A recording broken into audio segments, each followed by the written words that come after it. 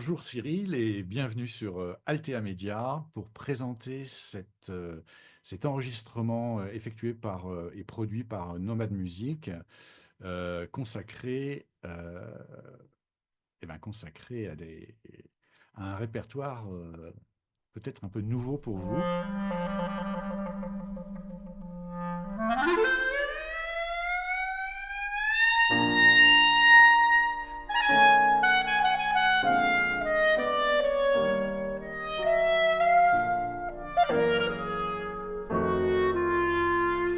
Alors, ma première question, c'est comment passe-t-on de Don Ottavio à Rudy Vallée, Bing Crosby ou Ross Colombo?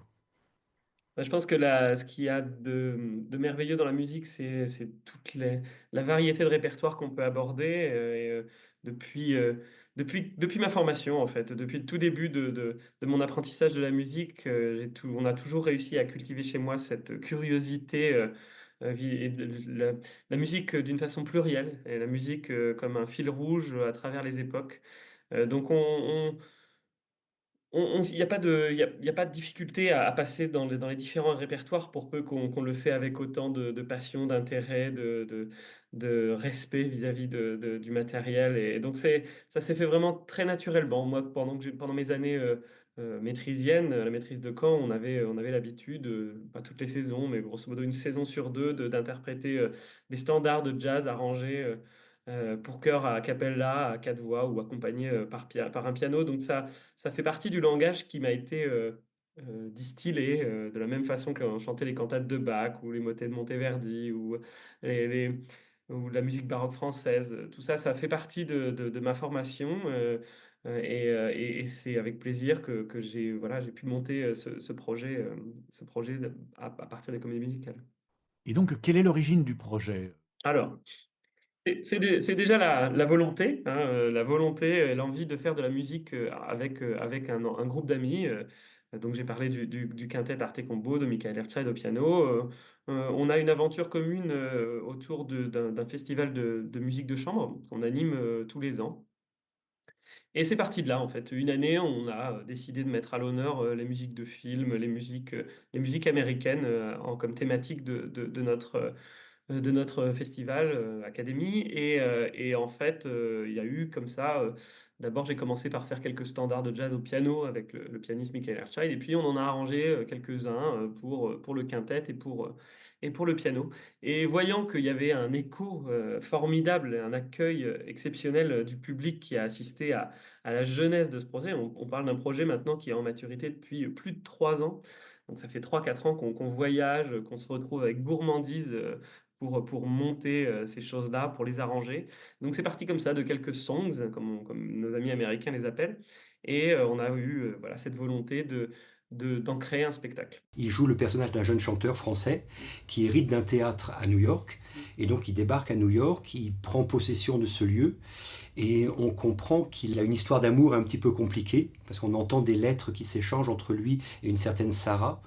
Et il va dans son fantasme ou dans ses rêves parler du coup avec son grand-père. C'est-à-dire du coup il y a un écran qui jaillit sur le fond de scène et il dialogue avec son grand-père. Et Cyril va jouer les deux personnages. Il va être à la fois le grand-père à l'écran dans les années 30 et le jeune chanteur français dans notre époque contemporaine. Monsieur pense que le passé n'a plus rien à lui apprendre.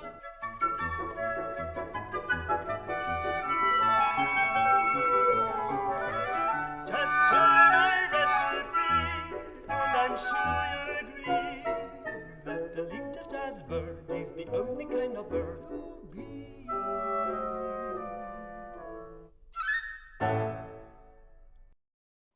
Donc, tout d'abord, le projet a été un projet musical. Oui, C'est-à-dire absolument. que le spectacle a été conçu après, en fait. Oui, c'est ça. Après le choix des songs s'est fait, de façon, on en avait arrangé quelques-unes, mais on en a mis de côté certaines qui avaient été arrangées et qui n'ont pas, trouvé après la place dans le spectacle. Mais c'est la question, c'était de savoir où est-ce qu'on s'arrête?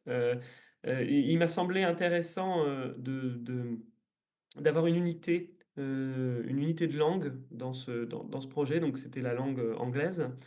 parce que Kurt Weill et Gershwin ont écrit aussi en français, en allemand, et donc voilà, on s'est rétréci aussi à ces deux compositeurs-là, parce que bien sûr, on aurait pu aller chercher du Bernstein, on aurait pu aller chercher même des choses plus contemporaines, du Non, mais Sondheim. là, vous restez dans les années 30-40. Voilà, exactement. C'est ça qu'on a voulu, c'est ça qu'on a cherché à faire avec, voilà, avec ces deux compositeurs dont le destin nous a paru aussi intéressant, hein. C'est vraiment, il y a cette question de l'identité, de l'immigration, voilà, et ça racontait des choses qui nous semblaient être intéressants aussi avec le regard d'aujourd'hui. Oui, et d'ailleurs, bon, Kurt Weill a émigré aux USA en janvier 33, en passant par Paris d'ailleurs, parce que c'est là qu'il a terminé sa deuxième symphonie. Et donc de façon synchrone avec l'arrivée d'Hitler au pouvoir. Et donc, enfin, dans ce qu'on entend, la musique de Gershwin, elle, est fondamentalement américaine. Mais on remarque que les compositions de Kurt Weill, en fait, portent une certaine nostalgie de l'Europe centrale, de Mitteleuropa. Que vous trouvez pas, ne trouvez-vous pas?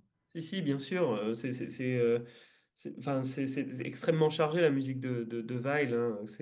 Mm. On a, on a voilà, cette densité aussi des tragédies historiques qu'il portait avec lui. Et c'est beaucoup plus sucré la musique de Gershwin. Il y a pas toujours ce deuxième niveau de lecture. Mais voilà, ils ont aussi partagé le même librettiste, Weill et Gershwin. Et Bien donc, sûr, Ira Gershwin, bien voilà, sûr. le Mm. frère. Et donc, ça nous a semblé intéressant de les réunir sur un projet voilà, qui mettait à la fois en regard, et puis ça met en regard ces deux musiques, mais voilà, il y a une nostalgie, il y a une folie, on retrouve beaucoup de sentiments extrêmement divers, à la fois dans cette musique et dans ce spectacle.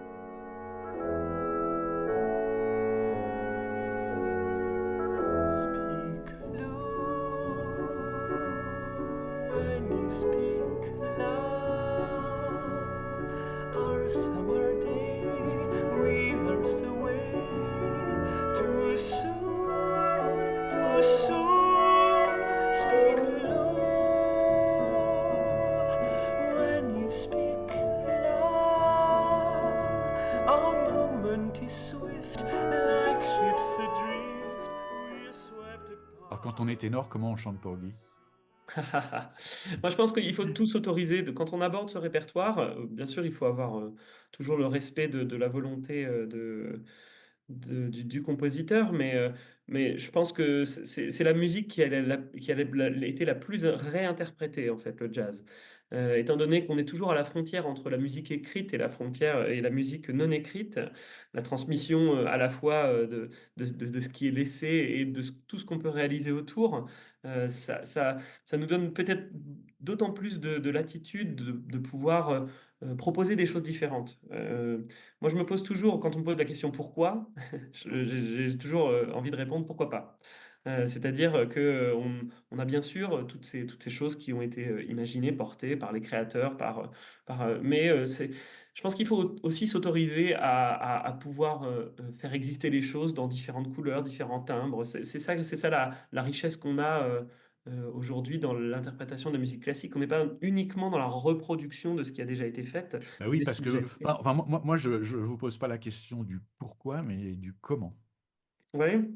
Mm. Bah, ça aussi, c'est grâce au génie et comment, la très grande science de mes amis, de mes amis arrangeurs qui ont réussi à pouvoir créer cette atmosphère qui se prête à une voix plus légère que ce qu'on a l'habitude d'imaginer. Enfin, quand on pense Summertime, on pense bien sûr les sopranes Bien emblématiques. sûr, mais en plus, alors, ce qui est intéressant, c'est que quand j'ai écouté l'enregistrement, parlons de Summertime, euh, j'avais l'impression que vous aviez vraiment écouté la version Fitzgerald Armstrong.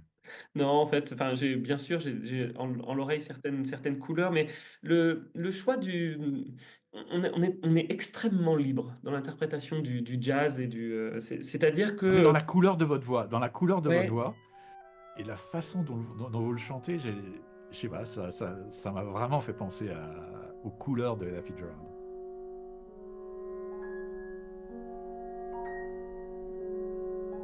Summer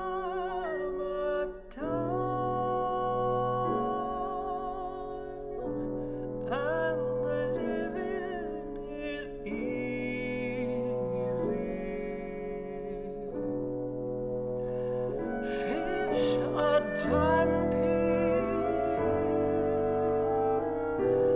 and the Carolin's high.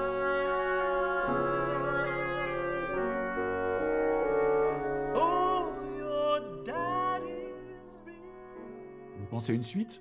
Comédie musicale des années 50? On sait pas de quoi demain sera fait. C'est un projet, donc ça fait plus de 3 ans qu'on travaille dessus, une énergie colossale parce que c'est nous les artistes qui portons tout le projet. C'est vraiment extrêmement difficile de faire vivre des projets comme ça, audacieux, quand on n'a pas une structure installée. Et donc, ça nous demande énormément d'énergie, des aléas qu'on maîtrise pas toujours, les incertitudes budgétaires et tout ça, dans lesquels on s'est vraiment plongé de diffusion. Donc on espère que ce projet, avant de se projeter dans une autre aventure, va déjà vivre au long cours. On espère pouvoir le tourner un peu partout. Ben, merci Cyril, et bien sûr, on vous souhaite une excellente continuation pour ce projet qu'on a trouvé vraiment formidable.